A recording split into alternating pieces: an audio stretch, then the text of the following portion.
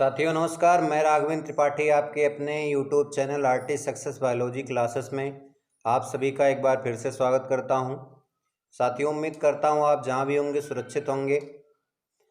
साथियों आज मैं जिस टॉपिक को लेकर के आया हूं वो क्लास 10th के केमिस्ट्री का फर्स्ट चैप्टर हम साइंस का कह सकते हैं, केमिकल रिएक्शन। उनमें से आपका जो टॉपिक है कि रासायनिक समीकरणों को संतुलित करने का नियम या रासायनिक समीकरणों को कैसे संतुलित किया जाए, इस पूरे वीडियो में एक ही वीडियो में पूरा रासायनिक समीकरण को संतुलित करने का पूरा स्टेप बताया गया है। इसलिए आप इसको ध्यान से अंत तक ज़रूर देखें। अगर आप हमारे चैनल पर पहली बार आए हुए हैं तो प्लीज़ चैनल को लाइक और सब्सक्राइब ज़रूर करें। जैसा कि हम पिछले वीडियो में रासायनिक समीकरण, अभिकारक, उत्प्रेरक और रासायनिक समीकरण के लिखने का नियम ये सब बता चुके हैं। अगर आपने हमारा पिछला वीडियो नहीं देखा है तो आप वहां जा कर के देख सकते हैं। चैनल को सब्सक्राइब करके हमारे प्लेलिस्ट को देख सकते हैं। तो आइए साथियों वीडियो को स्टार्ट करते हैं। देखेंगे रासायनिक समीकरण को संतुलित करना, बैलेंसिंग ऑफ केमिकल इक्वेशन। तो क्या करना है, रासायनिक समीकरण को संतुलित करना है, बैलेंसिंग ऑफ केमिकल इक्वेशन। जैसा कि आपको द्रव्यमान संरक्षण का नियम पता होगा, छोटी कक्षाओं में, पिछली कक्षाओं में बताया जा चुका होगा कि जैसे किसी भी तत्व के जो द्रव्यमान होते हैं ना तो उनको नष्ट किया जा सकता है ना ही उत्पन्न किया जा सकता है या विनाश किया जा सकता है। देखिए द्रव्यमान संरक्षण का नियम ही यही कहता है, द्रव्यमान संरक्षित रहता है। इसका मतलब ना तो उसको उत्पादित किया जाता है और ना ही विनाश किया जा सकता है। इसलिए यहाँ पर इसी तरह से वही नियम यहाँ भी लागू होता है। तो किसी भी रासायनिक अभिक्रिया के उत्पाद तत्वों का कुल द्रव्यमान अभिकारक तत्वों के कुल द्रव्यमान के बराबर होता है। द्रव्यमान संरक्षण के नियम से लिखा गया, ना तो निर्माण होगा ना ही विनाश होगा। यहाँ लिख दिया गया, यानी जितने तत्व अभिकारक में होंगे, यानी जितने अभिकारक तत्वों का द्रव्यमान होगा उतना ही उत्पाद तत्वों का भी द्रव्यमान होना चाहिए, तभी समीकरण को आप संतुलित कर सकते हैं। तो ये द्रव्यमान संरक्षण के नियम पर ये नियम रहा। बाकी आप देखेंगे आगे संतुलित करने का जो दूसरा, इसको दूसरे भाषा में कैसे समझेंगे। रासायनिक अभिक्रिया के पहले एवं उसके पश्चात प्रत्येक तत्व के परमाणुओं की संख्या समान रहती है। रासायनिक अभिक्रिया के पहले एवं उसके पश्चात प्रत्येक तत्व के परमाणुओं की संख्या समान रहती है। यानी इन्होंने बताया रासायनिक अभिक्रिया किसके पहले, जो बीच का तीर का निशान होता है, एरो होता है, उसके पहले और उसके पश्चात, यानी कि हम कह सकते हैं head side and tail side, क्या होना चाहिए, परमाणुओं की संख्या, नंबर ऑफ एटम इक्वल होना चाहिए। ठीक है। तो समीकरण संतुलित करने की आपके एनसीईआरटी में जो मशहूर विधि है, जिसको हम कह सकते हैं फेमस मेथड, वो हिट एंड ट्रायल मेथड है। इन्होंने पूर्णांकों को लिया, ऐसे परमाणुओं के पूर्णांकों को, यानी कि हम छोटी से छोटी संख्याओं को कह सकते हैं, छोटी संख्याओं को लेकर के इस विधि में समीकरण को संतुलित किया गया है, छोटी संख्याओं के पूर्णांकों को लेकर के। इसलिए इस विधि को हिट एंड ट्रायल विधि भी कहते हैं। तो देखते हैं हिट और ट्रायल विधि से कैसे समीकरण को संतुलित किया जाता है। वो चाहे आपका सीबीएसई बोर्ड हो चाहे यूपी बोर्ड हो, दोनों में बहुत महत्वपूर्ण है ये। तो देखेंगे कैसे होता है।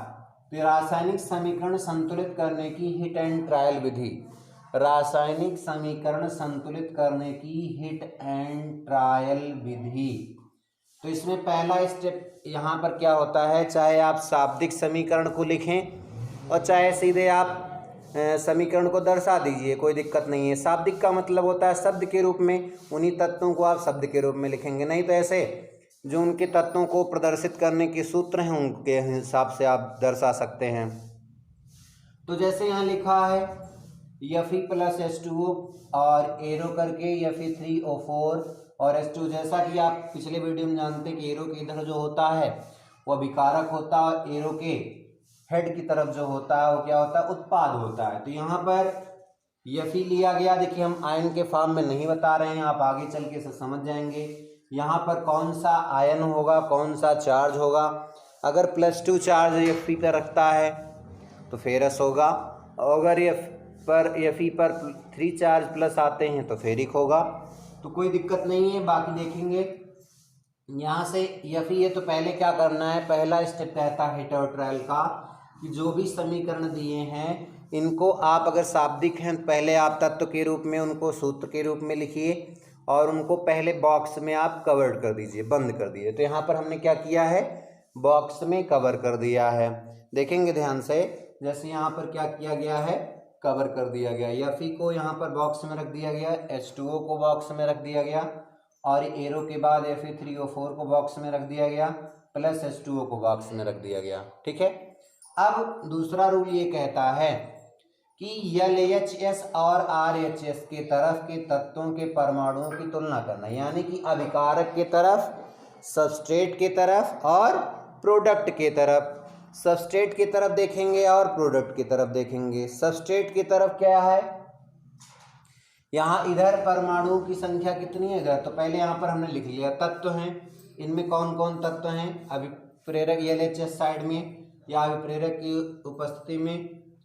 तो देखेंगे अभिप्रेरक यहाँ पर Fe है, H है, O है, यानी कि आयरन है, हाइड्रोजन है और ऑक्सीजन। अब सबस्ट्रेट में देखेंगे, इधर आपके प्रोडक्ट में, सॉरी ये सबस्ट्रेट में आपका Fe हो गया, H हो गया, हाइड्रोजन हो गया, यानी आयरन, हाइड्रोजन, ऑक्सीजन। तो इधर जो परमाणुओं की संख्या है, नंबर ऑफ एटम है सबस्ट्रेट में, वो 1 है, 2 है, 1 to 1।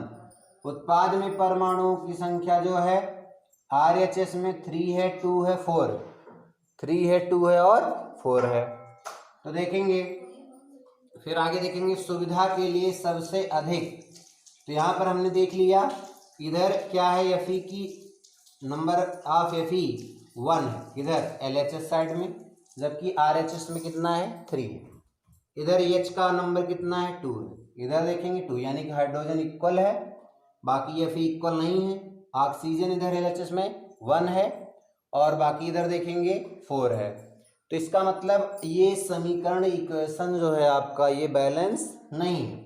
आगे देखेंगे तीसरा स्टेप कहता है सुविधा के लिए सबसे अधिक परमाणु वाले यौगिकों को पहले संतुलित कीजिए, चाहे वह अभिकारक हो या उत्पाद, चाहे वह सबस्ट्रेट होंगे और चाहे प्रोडक्ट होंगे। इनमें जो सबसे अधिक संख्या वाले होंगे, जैसे सबसे अधिक संख्या 3 है, 3 किसकी है, Fe की। यहाँ पर 3 सबसे अधिक नहीं होगी, सॉरी यहाँ होगा 4, किसका, ऑक्सीजन का। तो ऑक्सीजन 4 है, देखेंगे तो यहाँ पर लिख दिया गया सुविधा के लिए, तो ये हो गया। तो इसमें ऑक्सीजन के परमाणु प्रारंभ में सबसे अधिक हैं, तो इनको प्रारंभ में लिया गया, तो प्रारंभ में 1 थे, कहने का मतलब अभिकारक में, सबस्ट्रेट में। और तो एक हाइड्रोजन में आप देखेंगे यहाँ एक ऑक्सीजन छिपा हुआ है, एक ऑक्सीजन है यहाँ पे। बाकी देखेंगे संतुलन करने के लिए, जैसे इधर हाइड्रोजन की संख्या कितनी है, 4 है, कितनी है, 4 है। तो 4 में आप पहले ऐसे ही देख लीजिए, 4 ये हो गया, बाकी एक 5 दिख रहा है, लेकिन यहाँ पर करना क्या है आपको, तो H2O 1 है, बाकी इधर अगर इसको हम बैलेंस करें Fe3O4 को लेकर के, तो इसकी संतुलन करने के लिए हमें यहाँ पर क्या करना पड़ेगा, 4 से मल्टीप्लाई करना पड़ेगा, 4 से मल्टीप्लाई। तो यहाँ पर हमने क्या कर दिया, 1 into 4, तो 1 into 4 किया, तो यहाँ पर 4 रखेंगे और इधर भी क्या हो जाएगा, 4 4 संतुलित हो जाएगा।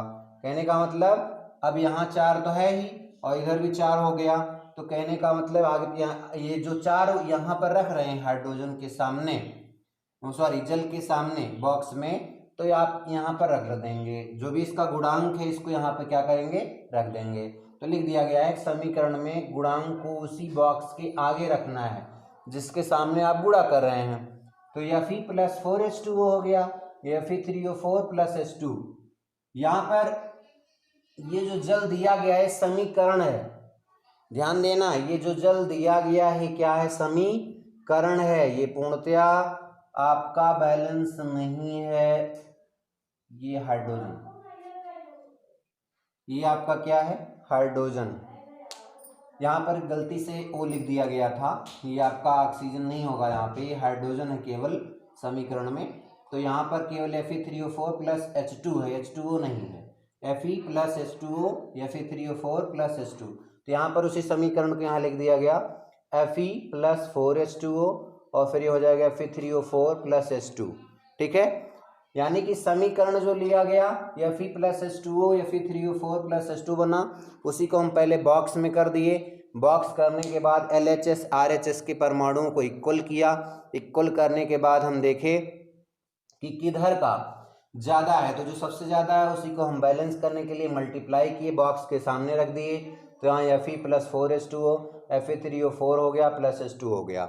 ये आंशिक रूप से संतुलित है, पूर्णतया संतुलित नहीं है। बाकी देखेंगे पांचवा स्टेप कहता है अब Fe या H की संख्या को संतुलित करेंगे। बचा क्या है, यहाँ पर आपका ऑक्सीजन संतुलित हो गया, यहाँ पर 4 था, 4 से गुणा किए हो गया। इसके लिए हमने क्या किया, दाईं ओर और हाइड्रोजन के बॉक्स के सामने 4 गुणांक रखते हैं।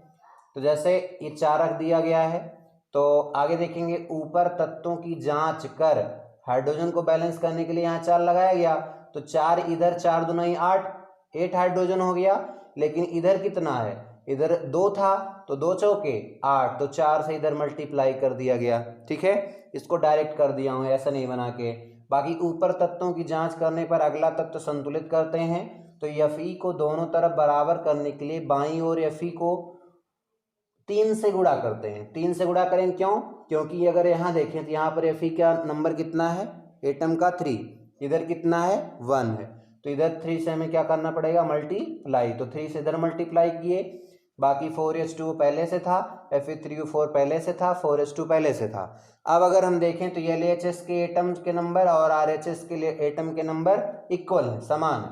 जैसे 3Fe और 4 2 जा 8 हाइड्रोजन, 4 ऑक्सीजन, इधर 3Fe 4 ऑक्सीजन और 4 2 जा 8 हाइड्रोजन। बात समझ में आ रही होगी। तो इक्वल हो गया। अब जब इक्वल हो जाता है तो हम कह सकते हैं कि अब ये RHS LHS इक्वल है, तो ये समीकरण संतुलित है। फिर इसको बॉक्स से हटा देंगे। बाकी जो फिजिकल स्टेज होते हैं, जैसे आपका सॉलिड है, लिक्विड है, गैस है, या एक्वस है, या डाइल्यूट है, तन जिसको आप बोलते हैं, तन, सांद्र, ठोस, द्रव, गैस, तो जैसा होता है हम उसको ऐसे दर्शा देते हैं। बाकी देखेंगे जैसे यहाँ पर दर्शा दिया गया कि Fe सॉलिड है, ठोस है, तो यस सॉलिड पहला अक्षर लेते हैं जो भी होता है इंग्लिश का, तो यस से सॉलिड हो गया ठोस।